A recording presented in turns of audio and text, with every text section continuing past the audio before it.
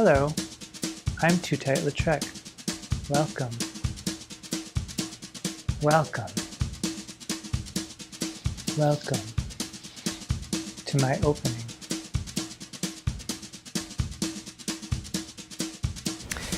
Hello, I'm Too Tight Lautrec. Welcome once again to my opening, where I serve as your very own personal shopper for literary fiction, recommending books that I'd like you to read for one reason or another.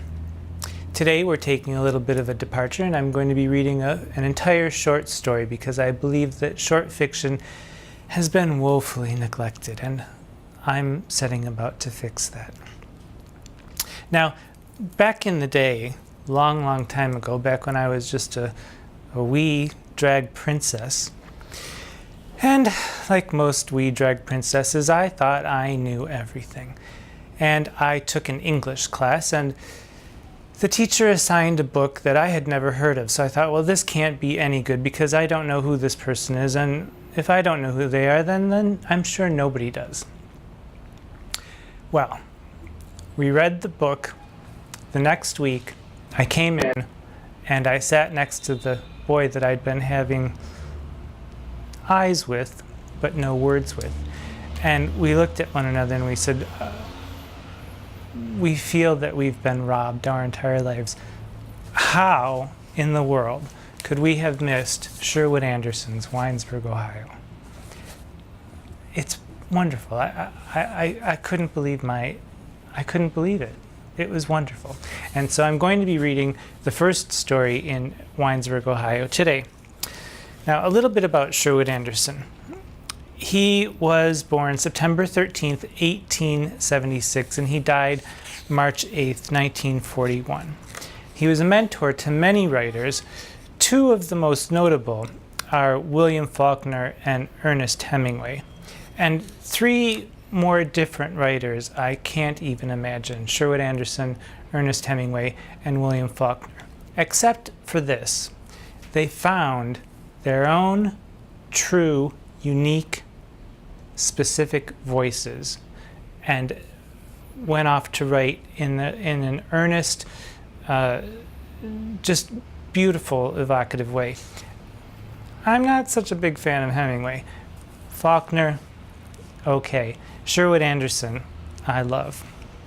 Now, the story about Sherwood Anderson is he was a successful businessman, and round about 36 or 40 years old, he had a nervous breakdown and for 4 days wandered around the city in what's called a fugue state, until finally one day he happened to walk into a pharmacy and asked the pharmacist, "Can you help identify me?"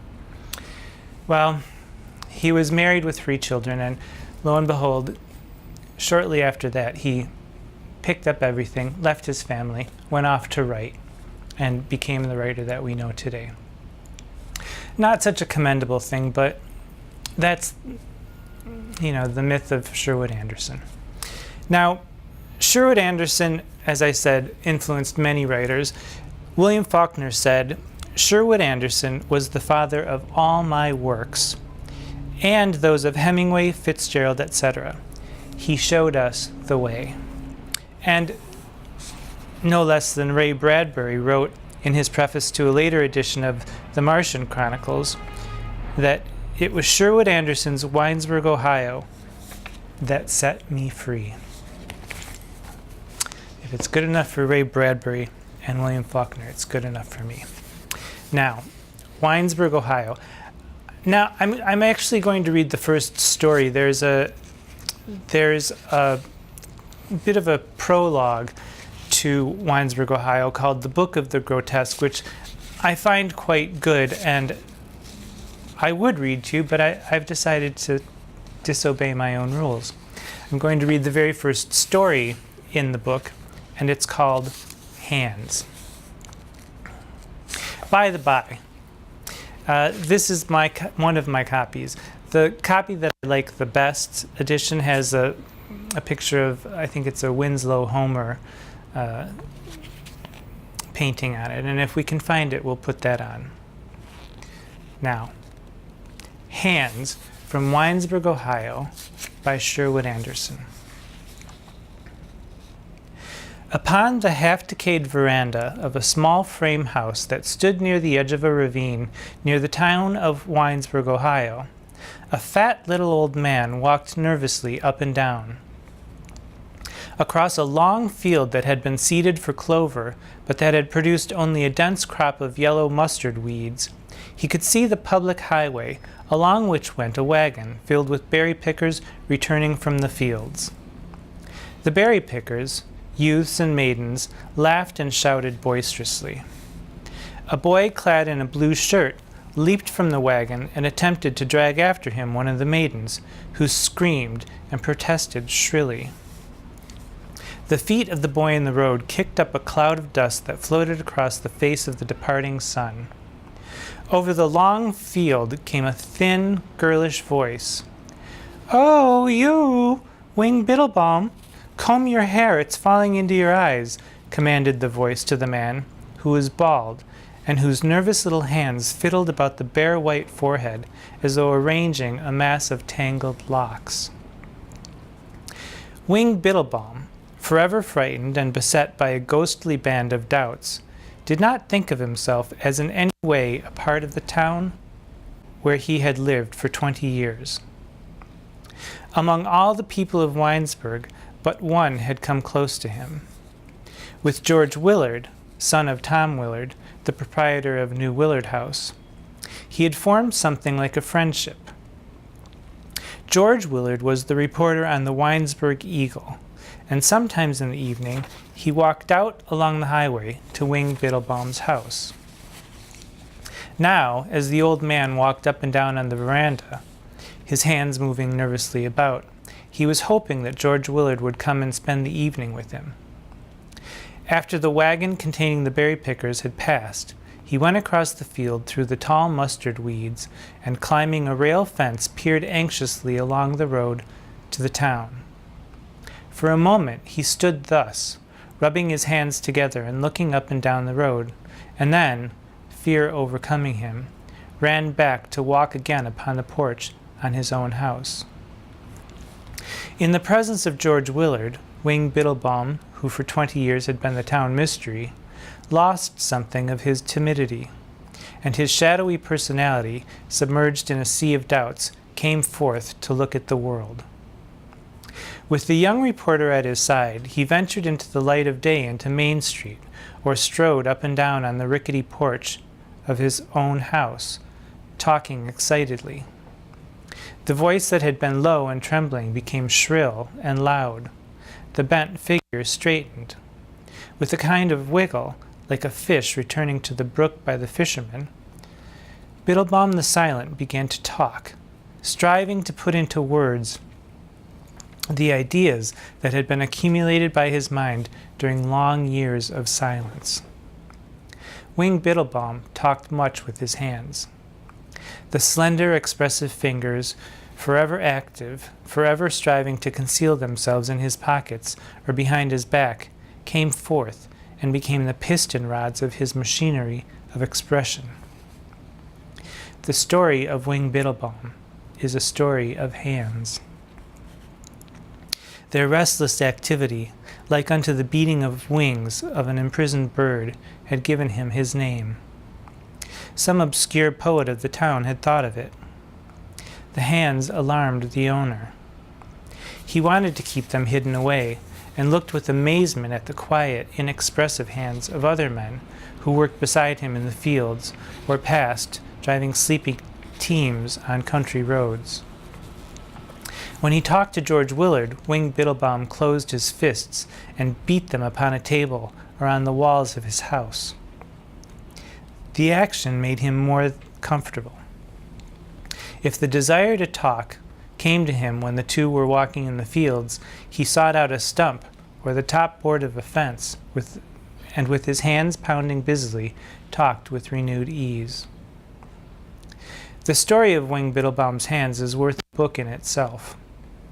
Sympathetically set forth, it would tap many strange, beautiful qualities in obscure men.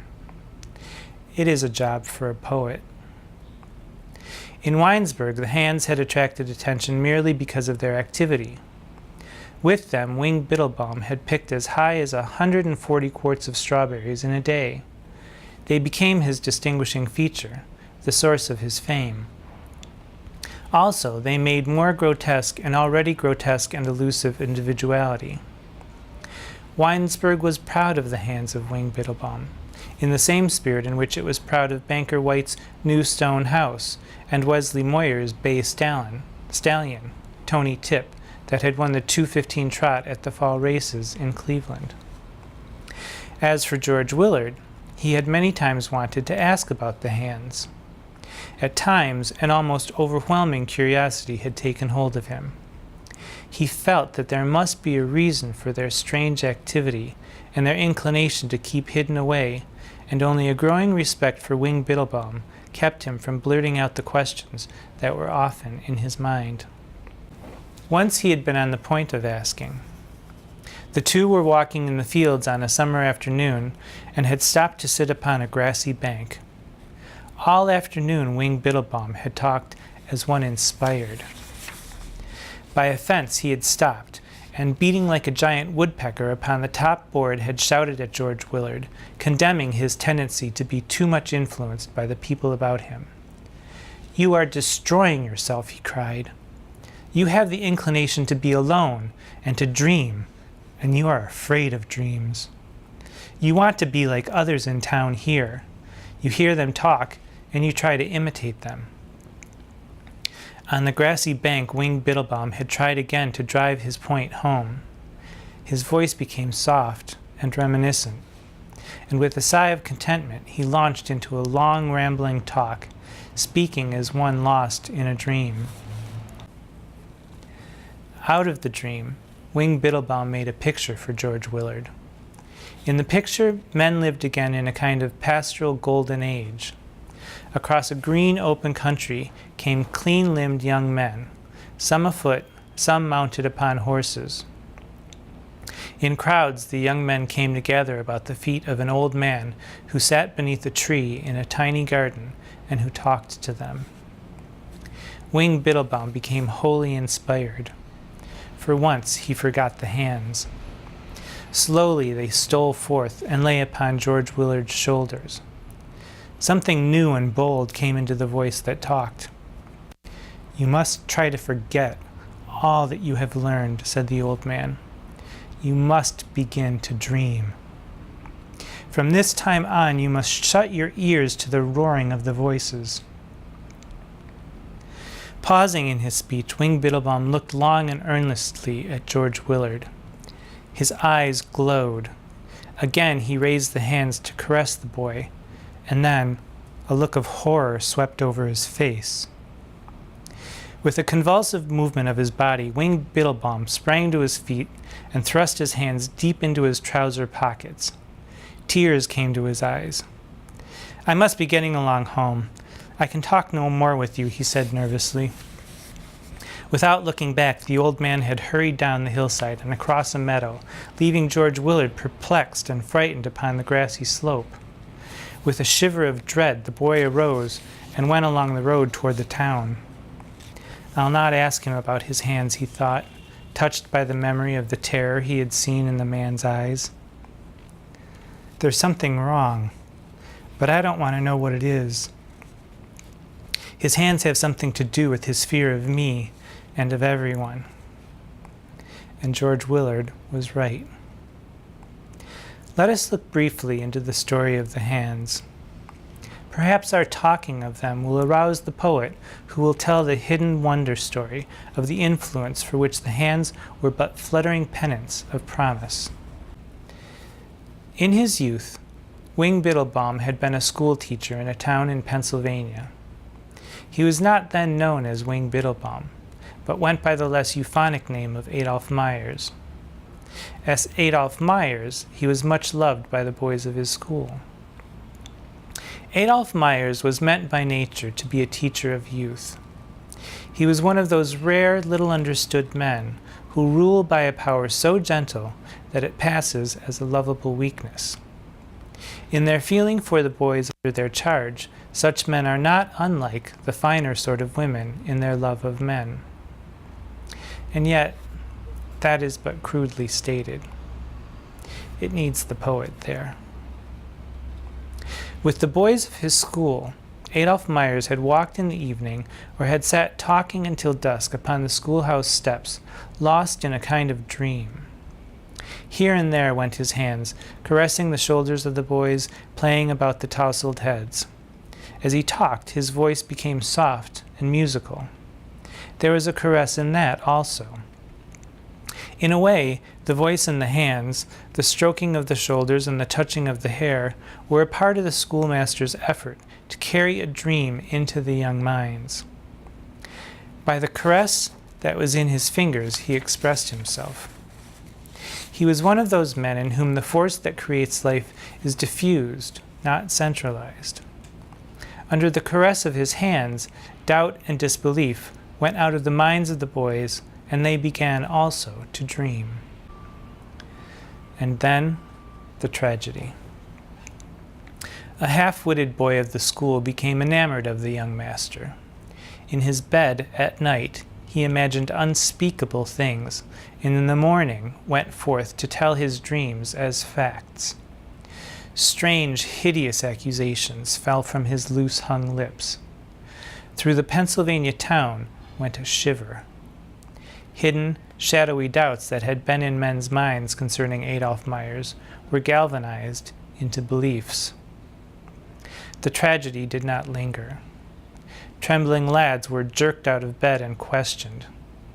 "He put his arms about me," said one. "His fingers were always playing in my hair," said another. One afternoon, a man of the town, Henry Bradford, who kept a saloon, came to the schoolhouse door. Calling Adolph Meyers into the schoolyard, he began to beat him with his fists. As his hard knuckles beat down into the frightened face of the schoolmaster, his wrath became more and more terrible. Screaming with dismay, the children ran here and there like disturbed insects. "I'll teach you to put your hands on my boy, you beast," roared the saloon keeper, who, tired of beating the master, had begun to kick him about the yard. Adolph Meyers was driven from the Pennsylvania town in the night. With lanterns in their hands, a dozen men came to the door of the house where he lived alone and commanded that he dress and come forth. It was raining, and one of the men had a rope in his hands. They had intended to hang the schoolmaster, but something in his figure, so small, white, and pitiful, touched their hearts, and they let him escape. As he ran away into the darkness, they repented of their weakness and ran after him, swearing and throwing sticks and great balls of soft mud at the figure that screamed and ran faster and faster into the darkness. For 20 years, Adolph Meyers had lived alone in Winesburg. He was but 40, but looked 65. The name of Biddle Baum he got from a box of goods seen at a freight station as he hurried through an eastern Ohio town. He had an aunt in Winesburg, a black-toothed old woman who raised chickens, and with her he lived until she died. He had been ill for a year after the experience in Pennsylvania, and after his recovery worked as a day laborer in the fields, going timidly about and striving to conceal his hands. Although he did not understand what had happened, he felt that the hands must be to blame. Again and again the fathers of the boys had talked of the hands. "Keep your hands to yourself," the saloon keeper had roared, dancing with fury in the schoolhouse yard. Upon the veranda of his house by the ravine, Wing Biddlebaum continued to walk up and down until the sun had disappeared and the road beyond the field was lost in the gray shadows. Going into his house, he cut slices of bread and spread honey upon them. When the rumble of the evening train that took away the express cars, loaded with the day's harvest of berries, had passed and restored the silence of the summer night, he went again to walk upon the veranda. In the darkness, he could not see the hands, and they became quiet. Although he still hungered for the presence of the boy, who was the medium through which he expressed his love of man, The hunger became again a part of his loneliness and his waiting. Lighting a lamp, Wing Biddlebaum washed the few dishes soiled by his simple meal, and, setting up a folding cot by the screen door that led to the porch, prepared to undress for the night. A few stray white breadcrumbs lay on the cleanly washed floor by the table. Putting the lamp upon a low stool, he began to pick up the crumbs, carrying them to his mouth one by one with unbelievable rapidity. In the dense blotch of light beneath the table, the kneeling figure looked like a priest engaged in some service of his church. The nervous, expressive fingers, flashing in and out of the light, might well have been mistaken for the fingers of the devotee, going swiftly through decade after decade of his rosary. So that is the first story by the wonderful weirdo of Sherwood Anderson.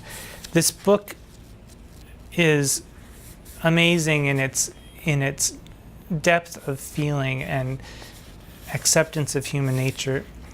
I find it beyond belief, and if you have read it already, good for you, spread the word. And if you've never heard of Sherwood Anderson, go to your local bookstore, talk to your local librarian, get it for yourself. Do yourselves a favor. Okay, so until then, until the next time we meet, don't forget to subscribe and like and share my videos, which is really the least important thing, but don't forget to tell your friends about Sherwood Anderson's Winesburg, Ohio. That's what's really important. That and paying attention to your world, because it's full of wonder. Until we meet again, I'm Too Tight Trek. Mwah.